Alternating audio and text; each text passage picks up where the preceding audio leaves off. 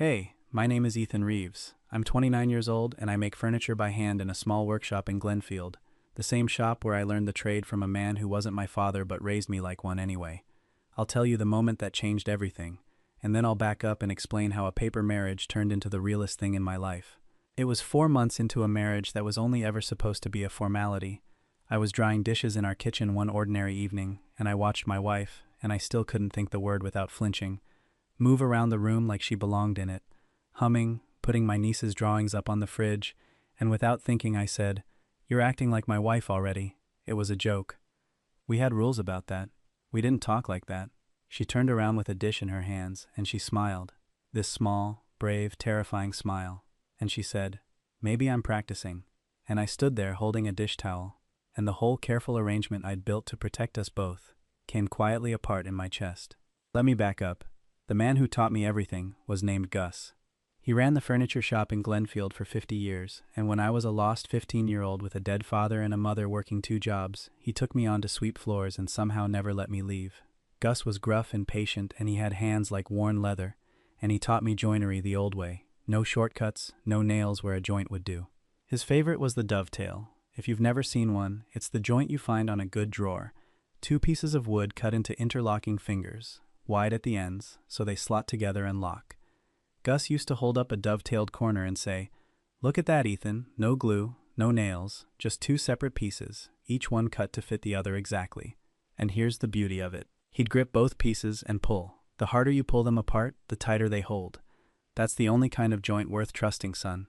The kind that gets stronger under strain. You remember that. In wood and in everything else. I didn't know yet how much I'd need that lesson. Gus passed 3 years ago and left me the shop. I thought losing him was the hardest thing I'd ever face. I was wrong. 2 years ago, my sister Hannah and her husband Paul were killed by a drunk driver on the highway outside town. They left behind a daughter, Rosie. She was 3. I can't tell you much about the weeks after. Grief does something to time. I remember the funeral, and I remember a small girl in a black dress who didn't understand why her parents wouldn't come pick her up. And I remember the lawyer's office, where I learned that Hannah and Paul had left guardianship of Rosie not to one person but to 2. To me, her uncle, and to her godmother, a woman named Nina. Nina Sullivan had been my sister's closest friend since college, and she was Rosie's preschool teacher besides, the 2 roles overlapping the way they do in a small town. I knew her the way you know your sister's friends, a face at holidays, a name in stories, someone warm and quiet I'd never spent 10 minutes alone with. Hannah used to talk about her constantly. Hannah, I'd realize much later, used to talk about her to me on purpose. There's one afternoon I keep coming back to. About a year before the accident, Hannah was at my shop, watching me sand a chair, and out of nowhere she said, "You should come to Rosie's birthday. Nina's organizing it. You 2 would get along, you know. You're the same, you and Nina. You both go quiet in a room and notice everything and never think anyone notices you back." I'd laughed and said I was busy with a commission, and Hannah had given me a long look I didn't understand at the time. The look of an older sister watching her little brother miss something obvious. "Suit yourself," she'd said. "But I'm right. I'm always right about people. Someday you'll see it." I didn't go to that birthday. I was always busy. I spent years being too busy to look twice at the person my sister kept trying to set in front of me. And then my sister was gone and I'd never get to tell her she was right. We were 2 near strangers, and we'd been handed the same grieving child. For the first year, we tried to do it the sensible way. Shared custody. Rosie split her weeks between my place and Nina's, a backpack always half-packed, 2 bedrooms in 2 houses, and no real home in either. We were both trying so hard, and we were both failing, because a 3-year-old who has lost her parents does not need a schedule. She needs to stop being passed back and forth like something in transit. She started having nightmares. She stopped talking for a while. She'd ask, every single time we made the handoff, "Am I coming back?" And neither of us could stand the look on her face when we said, "Yes, but you have to go now." It was Nina who said it first. We were in my kitchen after a particularly bad handoff, Rosie finally asleep, both of us wrung out. "This isn't working," Nina said. "We're doing everything right and it's still breaking her. She needs one home, Ethan, one bed. The 2 people she trusts most, under one roof, every single day, not this." "I know," I said. "But the court won't just hand me sole custody. I'm a single guy with an irregular income and a workshop full of power tools. And they won't hand it to you either. You're not blood. The arrangement is the arrangement." I rubbed my face. "Unless we were—" and I stopped, because the end of that sentence was insane. Unless we were married, Nina finished, quietly. Not insane at all, the way she said it. The kitchen went very still. A married couple, she said, with a stable home and a workshop and a teacher's salary, both of us already her legal guardians, both of us already loving her. No court on earth would split that up. She'd have one home, one bed, both of us, all the time. She looked at me steadily. I'm not talking about a romance, Ethan. I'm talking about an arrangement, for Rosie. Two people who'd both already die for the same little girl, agreeing to raise her together properly instead of tearing her in half. I should have hesitated. Any sane man would have. But I'd just watched that child ask, "Am I coming back?" one too many times, and I'd have set myself on fire to make it stop. For Rosie, I said. For Rosie, Nina agreed. And we shook hands on it, across my kitchen table, like two people closing a deal. Which, I suppose, is exactly what we were. We married a month later at the courthouse. No white dress, no music, no family. There wasn't much family left. Nina wore a pale blue dress and held a small bunch of flowers she'd picked herself, and Rosie stood between us in patent leather shoes, beaming, finally understanding one thing clearly, that she was going to live in one house with both of us, forever, and nobody was going to ask her, "Am I coming back?" ever again. The clerk pronounced us married. I kissed Nina on the cheek, because Rosie was watching and a wedding needs a kiss, and Nina's cheek was warm, and I stepped back quickly, and we both pretended that was nothing. We set the rules that first night, after Rosie was asleep in her new permanent room. Separate bedrooms, Nina said. Obviously, this is a partnership. We're business partners who happen to love the same child. We split everything fairly, we make decisions together, and we never let it get complicated, because if it gets complicated and goes wrong, Rosie loses her home a second time. That's the one thing we can't do. We can't let this break, because she can't survive it breaking. Agreed, I said. Nothing complicated. For Rosie. For Rosie, she said. It was, I told myself, the most sensible arrangement two grieving adults had ever made. I was sure I could live in a house with a kind, lovely woman and never once let it become complicated. I want to go on record as saying I have never been more wrong about anything in my life. The first week was its own particular kind of awkward. Two adults who barely knew each other, suddenly sharing a bathroom, a coffee maker, a thermostat. I didn't know she couldn't function before her first cup of coffee. She didn't know I got up at 5 and banged around the kitchen. We kept apologizing to each other. Sorry, you go first. No, you, sorry. Like polite strangers stuck in a doorway, which is more or less what we were. The third morning I came into the kitchen and found her standing at the counter crying, very quietly, trying to hide it. On the table was Hannah's old recipe box, the one I'd packed up from the house and never opened. Nina had found it looking for a measuring cup. I'm sorry, she said, wiping her face fast. I shouldn't have. It's hers. Her handwriting's all over the cards. I just wanted to make Rosie the pancakes she likes, and I opened it, and there she was. I came and stood beside her, and we looked down at my sister's handwriting together, the loops and the little notes in the margins. Rosie's favorite, double the cinnamon, and for the first time since the funeral, I cried in front of another person. Nina put her hand on my back, just rested it there, and neither of us said anything, because there wasn't anything to say. We just stood in the kitchen and missed the same person at the same time. We should make the pancakes, I finally said. Double the cinnamon, Nina said. We made them together, both of us red-eyed, and when Rosie came down and saw them, she gasped, "Mommy's pancakes," and ate 4, and it was the first morning in months she'd looked happy. Standing there watching her, sticky and grinning, I understood that whatever Nina and I were to each other, we were going to be all right at the one thing that mattered. We could carry Hannah together better than either of us could carry her alone. That was the first crack in the wall, though I didn't recognize it then. Because here is the thing nobody warns you about a marriage of convenience. The convenience is real, but so is the marriage.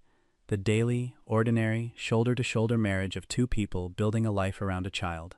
And you cannot do that, day after day, with someone good, and keep your heart in a separate bedroom. Nina turned my house into a home so gradually I didn't notice it happening. She was a preschool teacher. She knew how to make a space feel safe. There were Rosie's drawings on the fridge, and a garden started in the spring, and the smell of actual cooking instead of the sad bachelor meals I'd lived on for years. She knew Rosie's every fear and soothed them before they became nightmares. She learned how I took my coffee without asking. She'd leave the porch light on when I worked late in the shop, and there was something about driving up to a lit window after dark, knowing someone was inside, that undid 2 years of loneliness I hadn't even let myself feel. There was one night that changed something between us, though neither of us said so. Rosie spiked a fever at 2 in the morning, the scary kind. 104. her little body burning and shaking. I heard Nina's door open and we collided in the hallway, both already moving toward the sound of Rosie crying. We didn't discuss it. Nina got her into a cool bath while I called the after-hours line.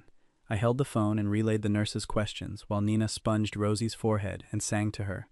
Low, the same song over and over. We worked like we'd been doing it for years. No fumbling, no stepping on each other, just two people moving around a sick child like halves of one thing. The fever broke around 4. We laid Rosie back down, and she caught both our hands, one each, and made us promise not to leave, so we didn't. We sat on the floor of her room in the dark, our backs against her bed, Rosie's hands going slack in ours as she finally slept, and we stayed there because we couldn't get up without waking her. "You're good at this," Nina whispered, after a while. "The scared parts. You go calm exactly when it counts." "Gus," I whispered back. "He taught me you do your most careful work when the stakes are highest." He was talking about furniture. Turns out it's the same with everything. She smiled in the dark. Our shoulders were touching. "I was aware of it the way you're aware of warmth in winter.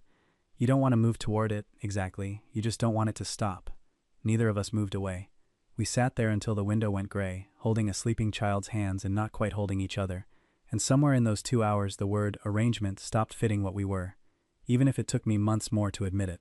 And Rosie healed. That was the miracle of it. The nightmares stopped. She started talking again, then chattering, then never stopping. She called Nina Nina and called me Uncle Ethan. And then one day, without anyone teaching her to, she started calling us my Nina and my Ethan, like we were a single unit, which I suppose by then we were. I started building a table. Not for any customer. For us. A long farmhouse dining table, big enough for a family, out of white oak I'd been saving for something that mattered. I worked on it in the evenings after Rosie went down, and every joint in it was a dovetail, every corner cut by hand the way Gus taught me, 2 separate pieces locked together to hold under any strain. I told myself it was just a table. I think I knew, even then, that I was building the thing I didn't have the courage to say out loud. Rosie liked to help. She'd sit on a stool in the shop in a pair of safety goggles 3 sizes too big, and hand me clamps and ask 1,000 questions. One evening she watched me cut a dovetail, fitting the 2 pieces together, and she frowned at it. "Why don't you just use the glue?" she asked. "Glue is faster."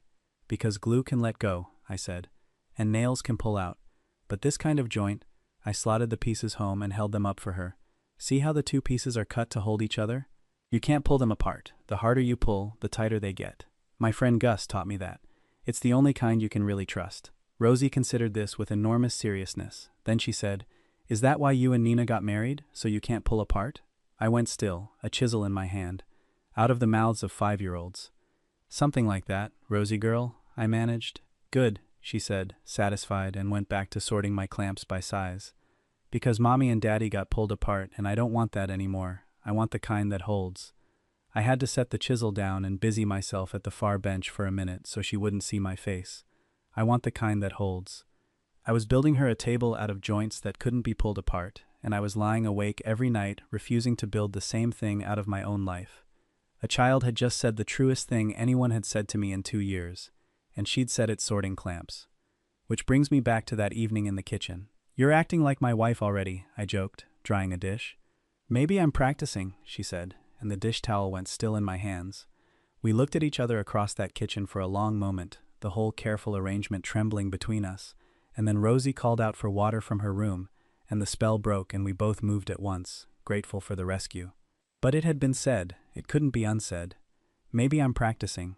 I lay awake that whole night in my separate bedroom, the rules I'd agreed to, dissolving one by one, and I understood that I had not been living with a business partner for months.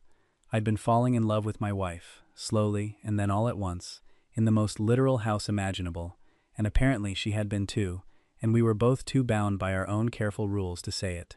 And then, the next morning I panicked, because that's what I do. I'll tell you exactly what the fear was, because it wasn't simple. It was this. We had built Rosie a home on a promise that we'd never let it get complicated.